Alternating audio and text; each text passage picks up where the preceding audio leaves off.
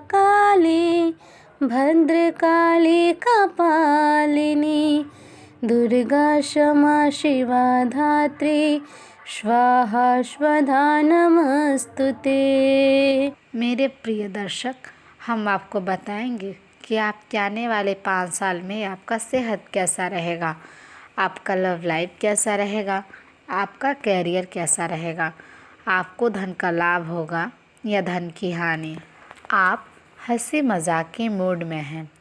अपनी इस विशेषता को बनाए रखें जो आपको मुश्किल समय में भी चिंता मुक्त रखती है। आप अपनी सक्रिय प्रवृत्ति के कारण एक बिजनेस डील हासिल करने में कामयाब होंगे। कोई आपसे प्रोत्साहन चाहता है, उसके मेंटर बन जाएं। अपने करीबियों के साथ अच्छा वक्त गुजरेगा आपका।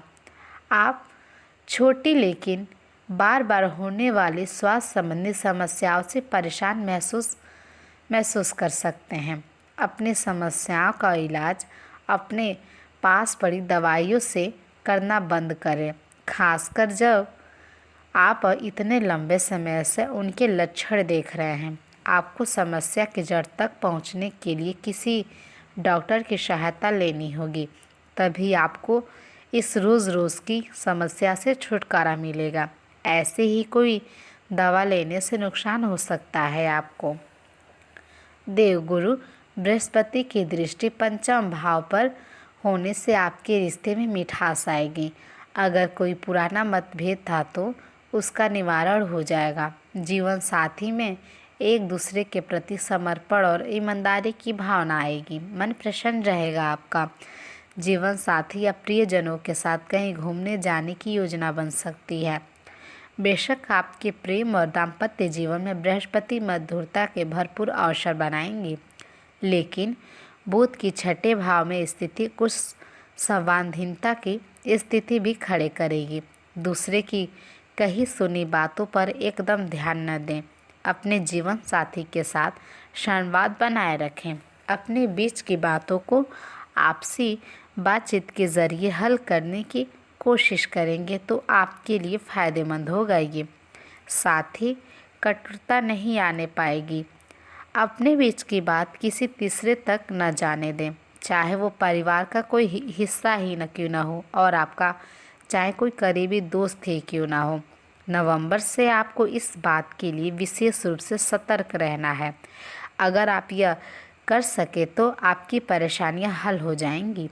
जीवन साथी या प्रियजन के साथ व्यवहार में अतिरिक्त मधुरता लाने का प्रयास करें। सब सुखमय रहेगा। व्यर्थ के वाद विवाद से बचना होगा आपको। जीवन साथी के भाव यानी कि सप्तम भाव पर केतु की दृष्टि है। इसकी वजह से विवाहित लोगों के लिए अपने जीवन साथी को समझने में कुछ परेशानी आ सकती है और यह मनमुटाव का कारण बन सकता है। इसलिए एक दूसरे को समझने का कोशिश करें, बातचीत करें। सूर्य का गोचर भी सप्तम भाव में होगा। इससे जीवन साथी के स्वभाव में अहम या उत्तेजना की भावना बढ़ सकती है। स्वभाव में थोड़ी आक्रामकता आ सकती है, इसलिए समझने की ज़रूरत है कि यह ग्रह के प्रभाव से हो रहा है और आपको आग में घी का काम नहीं करना है, बल्कि शीतलता से काम लेना है। बुध गोचर वर्ष सप्तम भाव में आ जाएंगे, इसलिए उसके बाद सब कुछ आपकी बुद्धि और आपके संवाद कौशल पर निर्भर करेगा। आप चाहे तो वाणी की मधुरता से समय को आनंदमय बना सकते हैं और आप चाहे तो बिगाड़ भी सकते हैं इसने। अपनी वाणी में मधुरता लाएंगे तो सब कुछ सामंजस्य रहेगा और मंगलमय होगा आपका।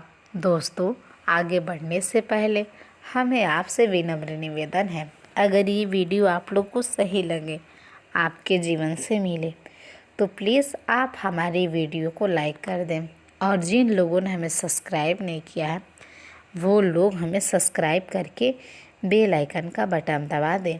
मेरे प्रिय दोस्तों, आपका एक लाइक और सब्सक्राइब हमें अगला वीडियो बनाने के लिए उत्साह प्रदान करता है। हमें उम्मीद है कि आप लोग हमें सपोर्ट करते चलेंगे। तो चलिए हम बात कर लेते हैं कि आपका लव लाइफ और पारिवारिक संबंध कैसा रहेगा। आपके मुश्किल समय में आपके साथी ने आपको काफ़ी प्रेरणा और आगे बढ़ने की हिम्मत दी है और आप इसके लिए उनका काफ़ी सम्मान भी करते हैं। लेकिन किसी विशेष परिस्थितियों की वजह से आप दोनों के बीच गलतफहमी आ गई है और दूरी की यह खाई बढ़ती ही जा रही है। स्थिति को बिल्कुल ख़राब होने से पहले आप संभाल लें। आप और आपका पार्टनर एक साथ मूव इन के बारे में सोच सकते हैं। एक बहुत अच्छे घर में रहने की आपकी योजना में आपके पार्टनर बहुत अच्छे से आपकी सहायता कर सकते हैं। हालांकि मूड बदलने और खुश मिजाज बनाने के लिए रूटीन में बदलाव के लिए आप किसी खूबसूरत जगह पर छुट्टी मनाने या किसी रोमांचक यात्रा की योजना बना सकते हैं। अब आइए हम बात कर लेते हैं कि आपको धन का लाभ होगा या धन की हानि। आपका व्यवहार याद करने योग्य होगा।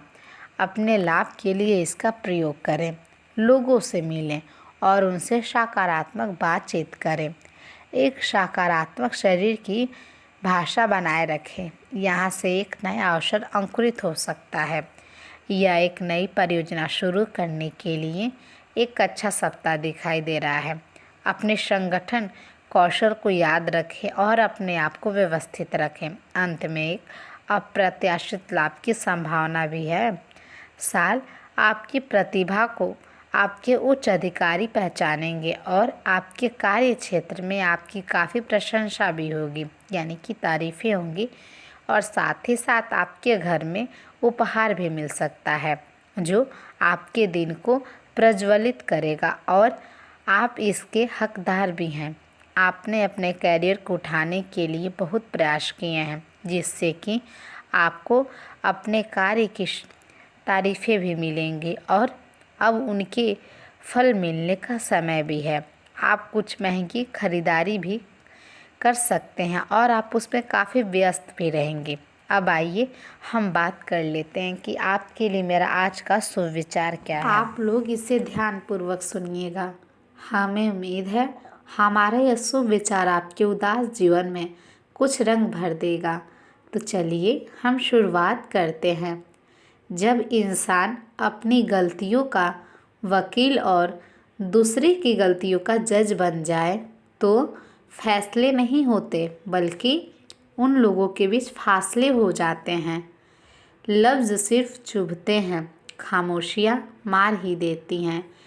एक बार एक इंसान ने अपने वक्त से पूछा कि मैं हार क्यों जाता हूँ।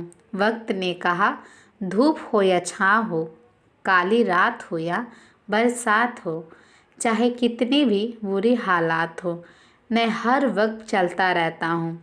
इसलिए मैं जीत जाता हूँ। तू भी मेरे साथ चल, तू भी कभी नहीं हारेगा।